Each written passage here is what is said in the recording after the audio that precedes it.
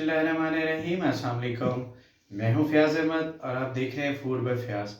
आज मैं बनाने जा रहा हूं बीफ कढ़ाई रेस्टोरेंट स्टाइल में। तो चलिए शुरू करते हैं। बीफ कढ़ाई बनाने के लिए मैंने 1 किलो बीफ लिया है। उसमें मैंने 1 अदद नली भी ली है। इसके अंदर हम शामिल करेंगे प्याज।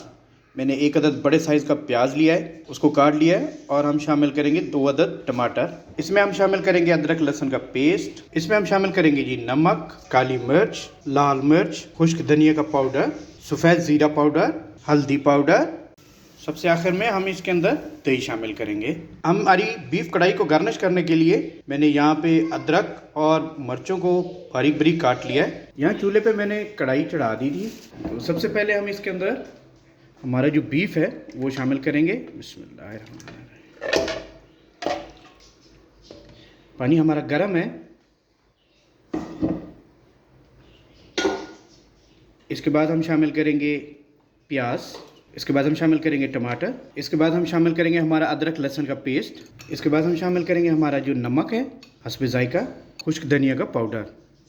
बाकी मसाले हम बाद में शामिल करेंगे। इसको हमने मिक्स कर लेना है।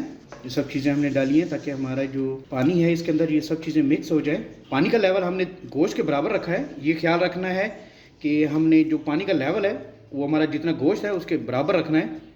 तो मैंने मैयर करके 1 किलो हमारा गोश्त है तो तकरीबन 1 किलो ही मैंने पानी डाला है इसके अंदर। अब हम इसको 30 मिनट के लिए दम दे देंगे। 30 मिनट हमने जो दम दिया है इस पर यह ख्याल रखना है कि हमारा नीचे फ्लेम जो है वो मीडियम होना चाहिए, ना ज़्यादा तेज़ हो ना ज़्यादा लो हो। हमने इनका फ्लेम मीडियम रखना है। मीडियम फ्लेम पे हमने 30 मिनट इसको दम देना है। हमारे बीफ को चढ़ाए हुए तकरीबन 40 मिनट हो गए हैं। 30 मिनट में ये तैयार नहीं हुआ था। इसके अंदर टमाटर प्याज हमने जो डाला था वो सब मिक्स हो चुका है, ग्रेवी की शक्ल तैयार कर चुका है। अब यहाँ पे हम इसका ढक्कन उतार देंगे। ढक्कन उतारने के बाद अब ये स्टेज है जहाँ पे हमने इसमें ऑयल शामिल करना है। इसमें हम कुकिंग ऑयल डाल के इसको भुनाई करेंगे थोड़ी सी। मैंने 4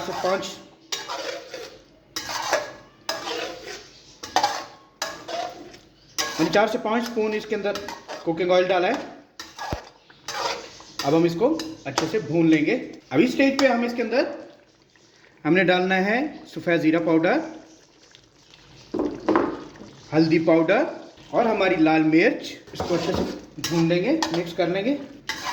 ये देखिए इसकी लुक भी अब माशाल्लाह चेंज होती जा रही है।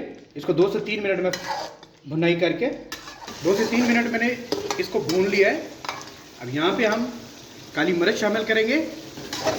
2 से 3 सेकंड हम इसको भून लेंगे। हमारी काली मिर्च जो है इसको मिक्स कर लेंगे इसके अंदर। और सबसे आखिर में इसके अंदर हम दही शामिल करेंगे।